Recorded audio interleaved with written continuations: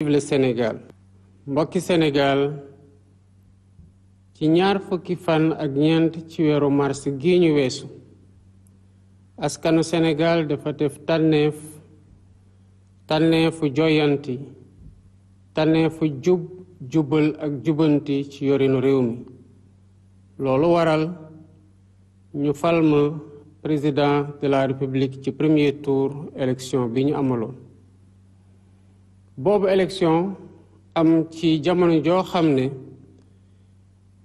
ak yelleefu doomu aadama ci Sénégal tumurankoon na lool waaye askan wi am taxawaay goo xam ne daanaka dafa foqarti élection boobu ñu organisé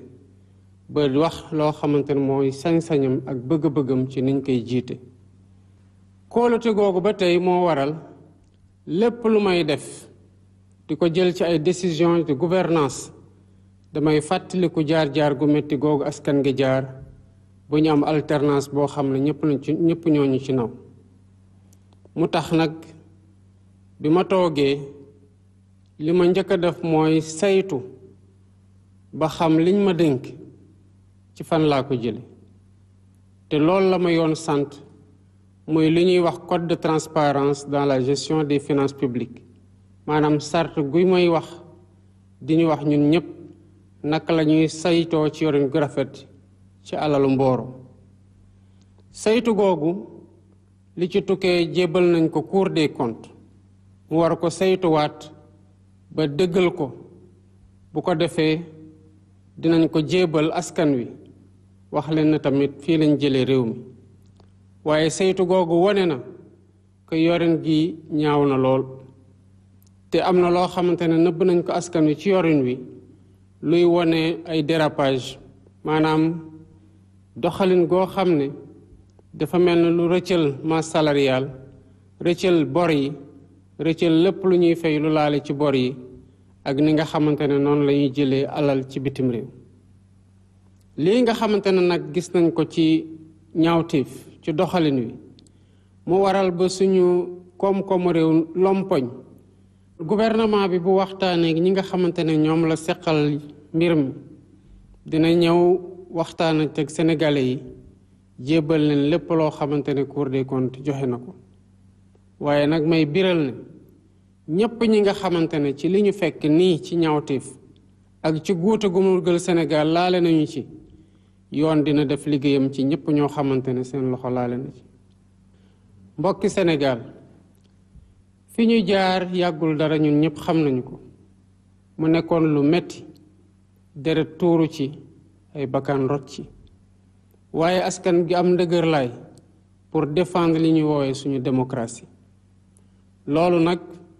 dafa mel ne ñi nga xamante ne ñoo ëppi doole ci assemblée nationale dañu ko fas yéene gàntal ba di dem ci li nga xamante ne du ci li Sénégalais yi bëgg ba li taxoon ñu xeex ba am élection bu ñu am ak résultat bu ñu am njëkkee nañu ko ci weeru juin 2024 ñu am wareefu def li ñuy woowee débat d'orientation budgétaire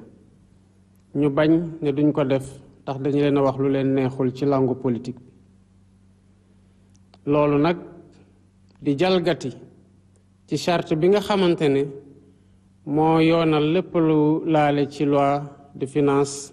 fii ci Sénégal moo yàq deru Sénégal ci biir réew mi ak ci bitim réew loolu doyul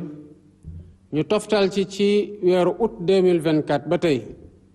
ma jébbal leen projet de loi pour ñu réviser constitution bi ndax ñu mën a dindi au conseil des collectivités territoriales ak conseil économique social ak environnemental yoo xam ne alal gi cay dem amuñu ci beneen yéene lu dul defaat ko ci réew mi def ko ci ndaw ñi def ko ci mbéy mi ñu bañ ne duñ ko dindi donte loolu laa diggalanteeg askan bi ba tey dem nañu sax ba foqar ci sañ-sañu président de la République bi ma doon di fixer datu déclaration de politique générale salfaañe article 84 suñu constitution ak article 97 loi buy porter règlement intérieur u assemblée nationale waxatuma sax ne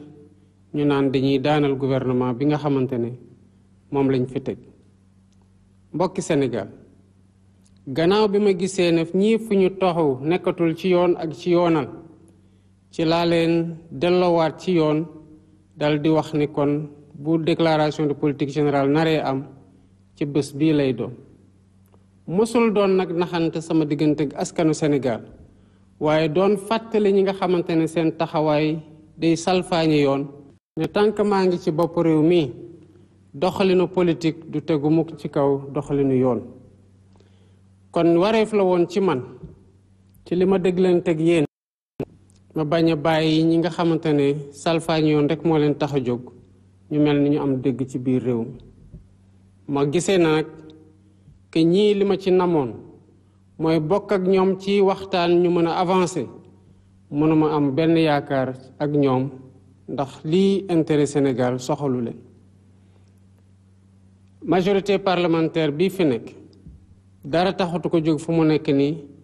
lu dul xaxarante ak gantal lépp loo xamante ne bëgg nañ ko doxal ci li ñu diglante suñu diggante ak Sénégal loolu moo tax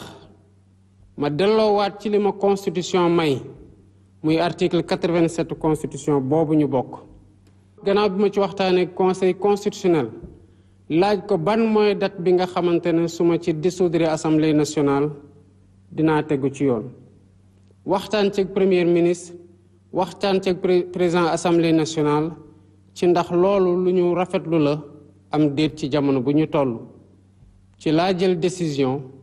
ne assemblée nationale bi tas naa ko bés ni ki tey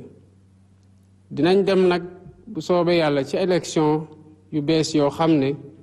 mu ngi nar a amee ci dimanche fukki fan ak juróom-ñaar ci weeru novembre ci at bii ñu nekk li waral ma tas assemblée nationale du lenn lu dul bëgg ñu delloowaat ci askan wi pour man mii ci sama bopp ma laaj leen ñu jox ma jumtuwaay yu tax ma mën a doxal li nga xamante ne loolu lañ ma wóolu kon tey gii askan wi moo moomaat boppam moomaat baatam te am sañ-sañu xam na kan lay jox majorité assemblée nationale pour mu doxal article 3 bu constitution bi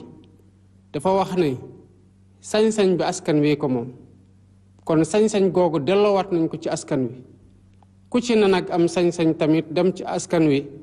laaj leen taataan seen baat ku mu ci wóolu jox la di nga ko teewal assemblée nationale ku mu ci wóoluwul jox la doo ko teewal assemblée nationale waaye buñ ñu joxee ci gannaaw buñ ñu wóoloo ci 24 mars 2024 dinañ ñu jox sañ-sañ ñu doxal ba bu ñu toogee buñ ñu laajee bilan dañu leen mën a wax ne lii lañ diglante woon ak yéen doxal nañ ko ba fii lañ ci toll ak nu mu mënti demee nguuru Sénégal doggu nañ wote yi ñu dem dinañ ko organiser gu mucc ayib ba li nga xamante ne moom la sénégalais yi tànn doon lu génn ci mbañ gàcc yi yal na yàlla sàmm Sénégal sàmm sénégalais yi jërë ngeen jëf